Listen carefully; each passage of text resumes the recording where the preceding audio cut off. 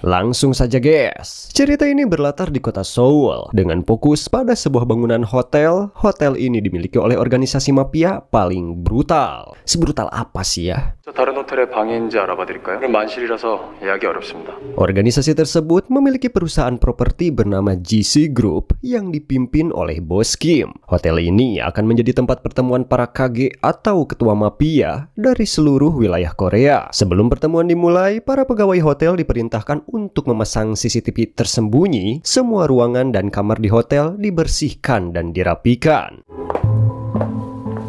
객실 코르크 세팅 완료되었습니다. 클리프 사이드 객실 모두 세팅 완료. Tidak lama kemudian, para tamu undangan yaitu para mafia mulai berdatangan satu persatu. 남성호 사장님 도착하셨습니다. 머니게이트 박지훈 대표님 도착하셨습니다. Setibanya di hotel, para tamu langsung menuju kamar yang telah disiapkan. Di dalam kamar mereka telah disediakan gadis-gadis pengencrit yang siap melayani dan beraksi. Saat mereka melakukan perbuatan mengencrit di kamarnya masing-masing, tanpa mereka ketahui, semua kegiatan bejat mereka direkam oleh kamera tersembunyi. 모든 객실 차질 없이 진행 중입니다.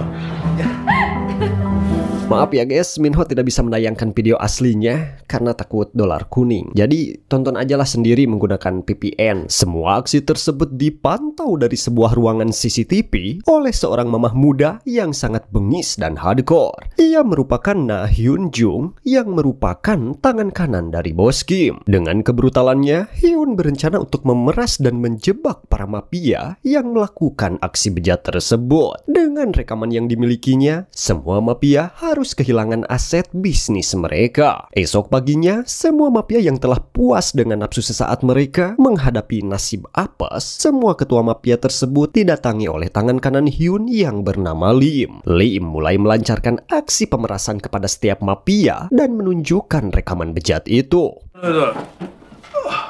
잘 나와야 되는데.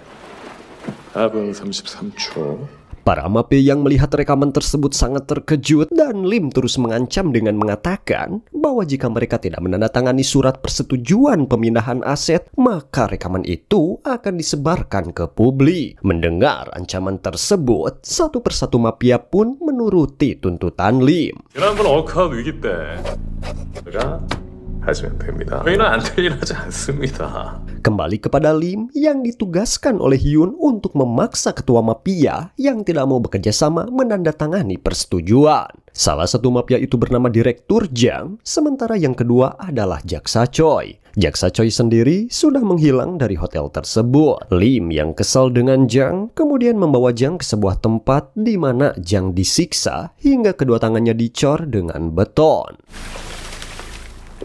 사장님들 여기 달라드리면 이 실장님 잘 들으라고. Lim juga memaksa Jang untuk segera mengubah pikirannya dengan ancaman akan memotong tangannya jika ia tetap keras kepala. Namun, Jang tetap teguh dengan pendiriannya. 수술땡 위에서 내 칼로 살려놓았더니 해드려? 어? 됐다. 농사로 끌고 와. 임 실장 Setelah itu, Lim melapor kepada Bos Kim tentang tugasnya menangani Jang. Lim berkata bahwa ia akan membungkus Jang dalam beberapa hari. Mendengar itu, Bos Kim membalas dengan mengatakan beri Jang waktu selama yang dia butuhkan karena dia merupakan orang yang sering membantu GC Group. Mendengar perkataan Bos Kim, Lim merasa kecewa. 시간 타들이요? 우리 애들 여러 살려주신 거야. 알겠습니다. Malam harinya di rumah Hyun, Hyun sedang bernegosiasi dengan Jaksa Choi, mafia kedua yang tidak mau menandatangani surat persetujuan. Jaksa Choi menegaskan kepada Hyun bahwa dia bukanlah orang yang mudah diajak kerjasama. Saya tidak bisa dibeli dan saya tidak bernegosiasi, tegasnya. 매수 협상 소용없습니다. Hyun yang mendengar perkataan itu membalas dengan santai dan manis, ini bukan pembelian atau negosiasi, ini adalah pemerasan, sambil menyodorkan kaset rekaman aksi bejat Jaksa Choi. 도 아니고 협상도 아닙니다. 송가호텔 1309호 협박이에요. Choi yang mendengar perkataan Hyun terlihat kaget, namun di balik ekspresinya, Choi tampak merencanakan sesuatu untuk membalas dendam dan menghancurkan GC Group. 그래요.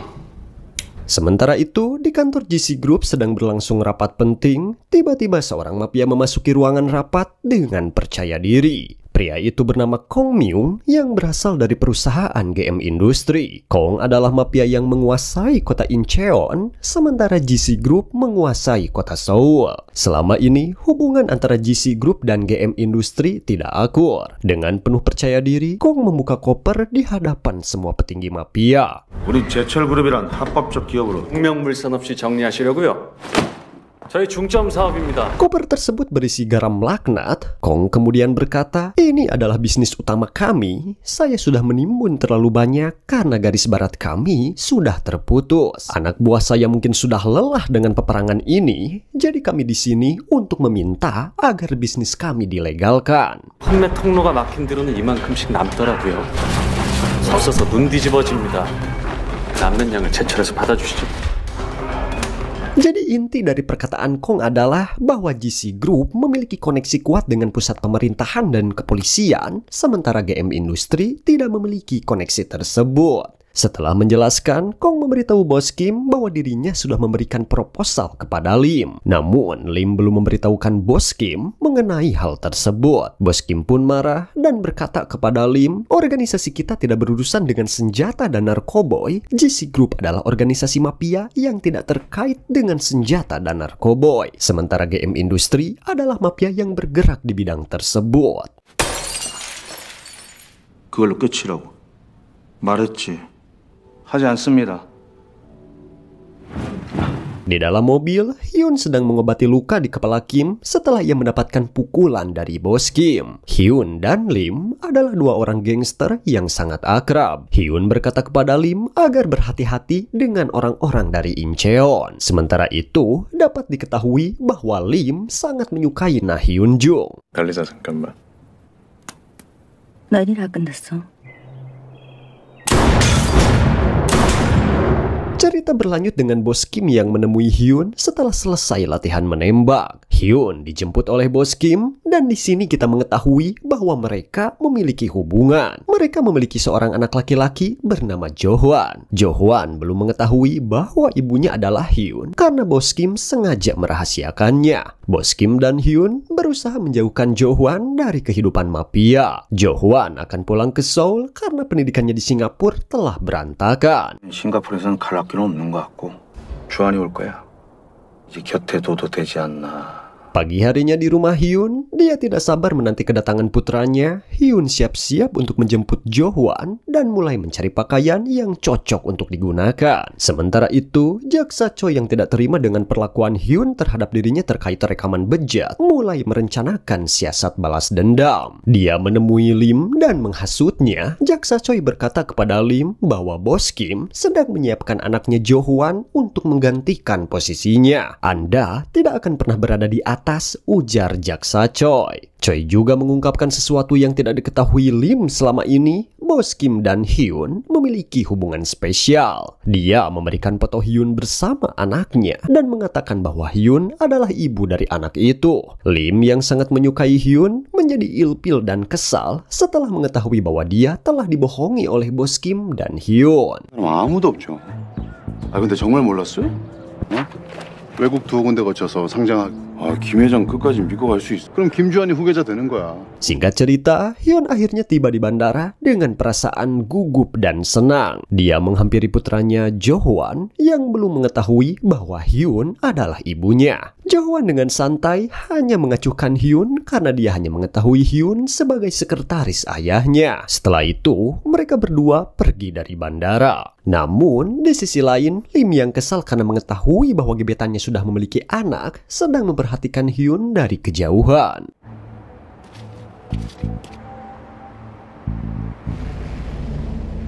Malam harinya, Lim yang merasa sakit hati karena gebetannya sudah memiliki anak, mulai memikirkan apa yang harus dia lakukan. Dia pun menemui Hyun dan mengungkapkan perasaannya bahwa dia sangat menyukai Hyun dan menginginkannya. Mendengar pengakuan tersebut, Hyun alias macan ya atau mamah cantik hanya bisa diam. 나한테 너무 무슨 꿈이 필요해? Setelah bertemu dengan Hyun, Lim yang diselimuti kegalauan memutuskan untuk menemui Jang di sebuah tempat dan melampiaskan kegalauannya dengan menganiaya Jang hingga tewas. 너 허락 없이 못 죽인다고?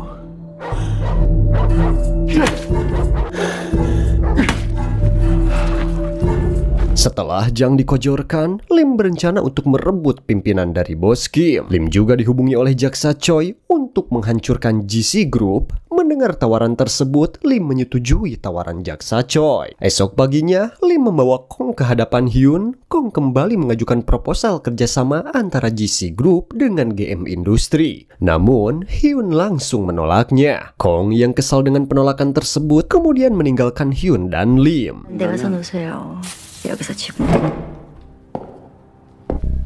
갈게.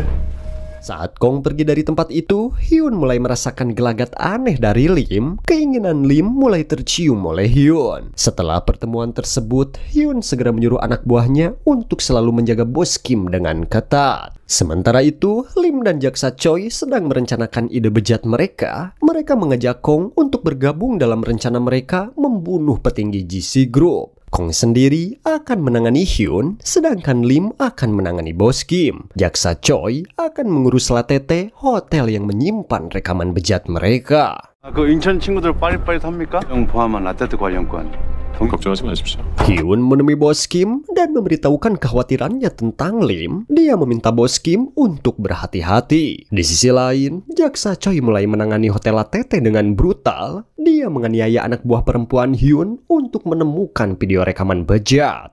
어디 있어요?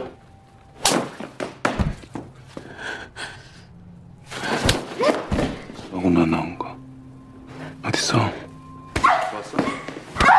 Sementara itu, Lim mulai menjalankan rencananya. Dia meminta bos Kim untuk datang ke hotel Latete untuk menemui jaksa Choi. Awalnya ragu, bos Kim akhirnya setuju untuk pergi menemui jaksa Choi. Hyun yang mengetahui adanya ancaman dalam organisasinya segera menemui putranya. Dia meminta Jo-hwan untuk pergi ke ruangan rahasia jika terjadi sesuatu. Setelah itu, Hyun bergegas menuju hotel Latete, yakin bahwa bos Kim dalam bahaya. Dalam perjalanan, saat sedang di parkiran dan menghubungi anak buahnya, tiba-tiba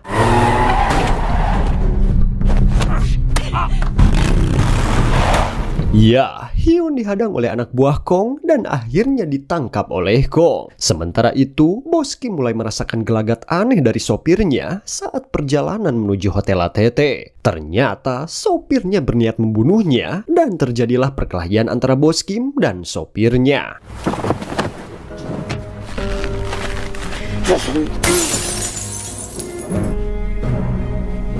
Pada akhirnya, bos Kim berhasil mengalahkan sopirnya. Tak lama kemudian, Lim datang dengan santainya. Bos Kim yang sudah menyadari bahwa Lim berniat membunuhnya dan mengambil alih posisinya, bertanya kepada Lim, "Apa yang kau lakukan terhadap sopirku?" Lim menjawab, "Saya menculik dan mengancam saudara perempuannya." Bos Kim dengan pasrah kemudian dibawa ke hutan oleh Lim dan dikojorkan.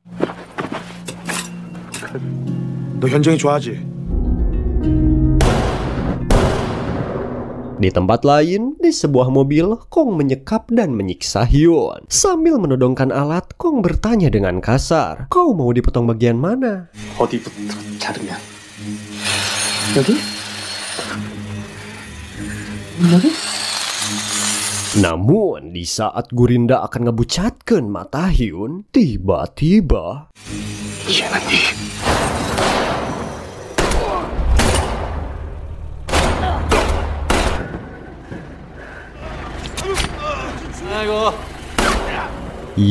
Lim datang dan membunuh Kong beserta anak buahnya di depan Hyun.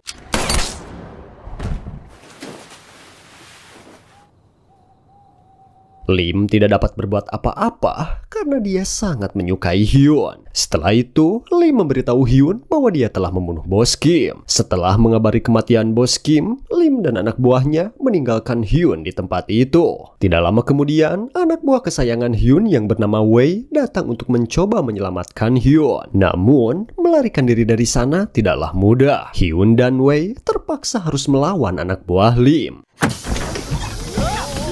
혹시라도 나 죽으면 김 여사한테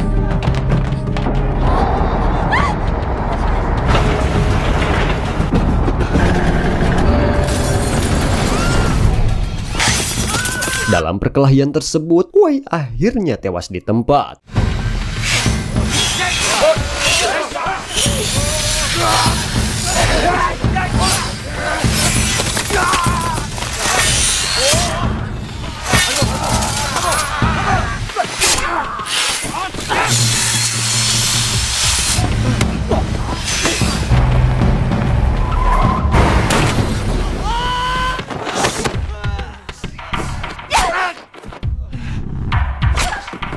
싸우는 거 싫어.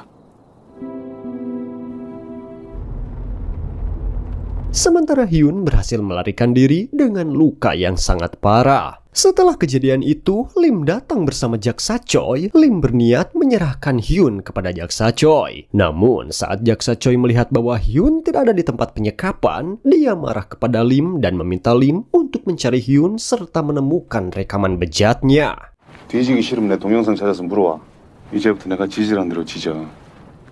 이 조폭 새끼들이. Pagi harinya, pemakaman Bos Kim dilakukan. Jo-hwan hanya mengetahui bahwa ayahnya meninggal karena pendarahan. Sementara Hyun hanya bisa menyaksikan pemakaman Bos Kim dari kejauhan. Hyun yang khawatir akan keselamatan putranya, merencanakan untuk membawa Jo-hwan keluar dari Seoul melalui laut dengan menggunakan perahu. 조한이랑 가시면 돼요. 6시. Sementara itu, Jo-hwan pergi ke ruangan rahasia seperti yang diperintahkan Hyun. Ia bingung antara mengikuti perkataan Jaksa Choi atau mendengarkan perintah Hyun yang hanya dikenal Jo-hwan sebagai sekretaris ayahnya. Jaksa Choi berusaha mengadu domba Jo-hwan dengan Hyun, mengatakan bahwa ayahnya meninggal bukan karena pendarahan, tetapi dibunuh oleh Hyun. 조직을 장악하고 싶은 그 누사를 삼킬 수 있는 사람이 누굴까? 왜 가장 많은 비밀을 알고 있는 나연정의 아버지 주 비서실장 나연정. Kemudian, Jo-hwan dihubungi oleh Hyun dan diajak untuk bertemu di sebuah taman. Jo-hwan setuju dengan ajakan tersebut. Malam harinya, pertemuan pun terjadi. Dalam pertemuan itu, Jo-hwan sambil menodongkan Pak Kakas menanyakan apakah benar bahwa Hyun membunuh ayahnya. Hyun yang terkejut dan bingung mengambil pisau dari Jo-hwan dan balik menodongkan Pak Kakas itu ke leher Jo-hwan. Hyun kemudian mencurahkan isi hatinya kepada Jo-hwan, mengungkapkan bahwa dirinya adalah ibunya. 내가 네 엄마야. Mendengar pengakuan tersebut, Jo-hwan kaget dan bingung. Ia memanggil Jaksa Choi untuk menanyakan apakah benar apa yang dikatakan oleh wanita ini. Jaksa Choi membenarkannya. Saat Jo-hwan kesulitan menerima kenyataan, tiba-tiba Jaksa Choi menodongkan pistol kepada Jo-hwan. 왜 이러는 거야? 이러지 마. 내 동영상 어딨어? 어딨어? Kekesalan Jaksa Choi dilampiaskan pada Hyun. Dia meminta rekaman bejatnya sambil terus memukuli Hyun. Dengan marah, Jaksa Choi mengancam dan bertanya-tanya tentang keberadaan rekaman tersebut. 미안해. 개 같은 년이. Saat Jaksa Choi sedang sibuk memukuli Hyun dan menuntut informasi tentang rekaman, tiba-tiba 개 같은 년이.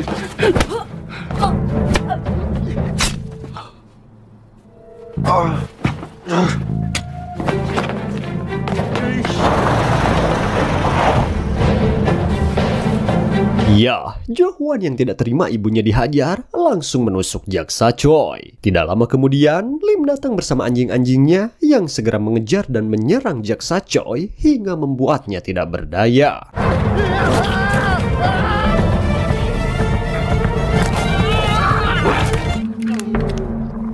Setelah Jaksa Choi tak berdaya, Lim dengan dinginnya menawarkan kepada Hyun untuk menjadi pendampingnya. Dia memberikan waktu kepada Hyun untuk memikirkan tawaran tersebut, sementara Lim akan menyandra Jo-hwan. Sementara itu, Hyun membawa Jaksa Choi untuk dieksekusi. 이제 나한테 와. 다시 말해봐. 진심이야? 주한이도 죽일 것 같은데. 저 꼴 저 새끼 선물이야. 생각해봐. Keesokan harinya, Hyun sedang menikmati melihat Jaksa Choi yang dikurung di dalam akuarium. Ia dihubungi oleh Lim yang meminta Hyun untuk pergi ke hotel La Tete untuk mengambil Jo-hwan. Mendengar permintaan itu, Hyun menyetujuinya. Namun ternyata Jo-hwan tidak berada di hotel, ia disandra di dalam bagasi mobil. Kembali ke Hyun, ia dengan brutal menghabisi Jaksa Choi. 아니 저 임상훈.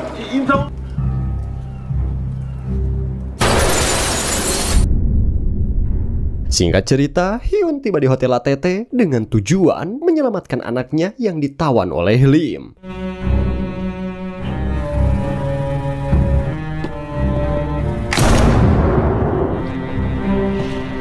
Dengan gaya yang manis dan sedikit sadis, Hyun si mamah cantik dengan mudah menghabisi puluhan anak buah Lim. Sementara Lim menyaksikan dari ruangan sebelah.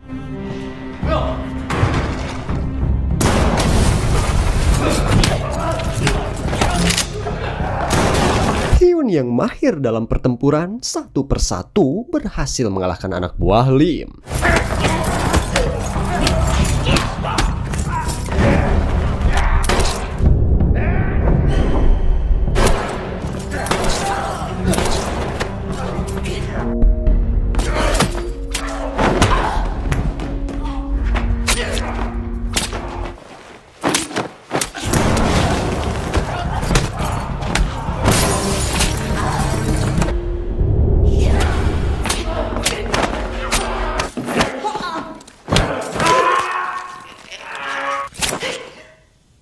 Setelah mengkojorkan semua anak buah Lim, Hyun akhirnya menemui Lim. Dalam keadaan penuh luka, Hyun terlihat sangat kuat, mirip sama Hilda. Saat bertemu Lim, dengan polosnya, Lim malah melamar Hyun dan memintanya untuk hidup bersama. Hyun menjawab bahwa dia ingin keluar dan memulai hidup normal dengan putranya. Lim yang sangat menyukai Hyun tidak bisa menerima keputusan itu. Hyun juga mengatakan bahwa mereka bisa membicarakan hal ini lagi nanti saat keadaan sudah mereda. Ketika Lim bertanya kapan tepatnya, tiba-tiba 그게 언젠데? Hyun lebih cepat dari Lim dan menyerang tepat di ulu hatinya, menyebabkan Lim mengalami sakaratul maut. Dalam keadaan sekarat, Lim memberitahu Hyun tentang keberadaan Jo-hwan. Cari mobilku, kau akan menemukan di mana dia berada, katanya. Mendengar itu, Hyun memeluk Lim untuk terakhir kalinya dan meninggalkan hotel tersebut. Saat Hyun akan keluar dari ruangan, tiba-tiba 돌아보는 법이 없어요.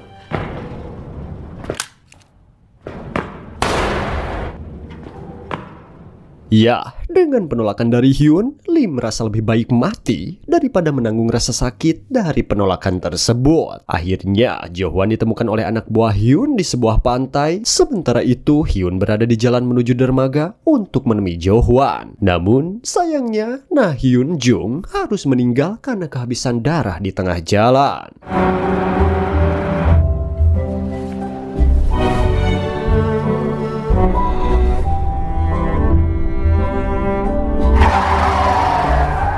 Nah, tamat? Oke guys ya, gimana tuh ceritanya, seru kan?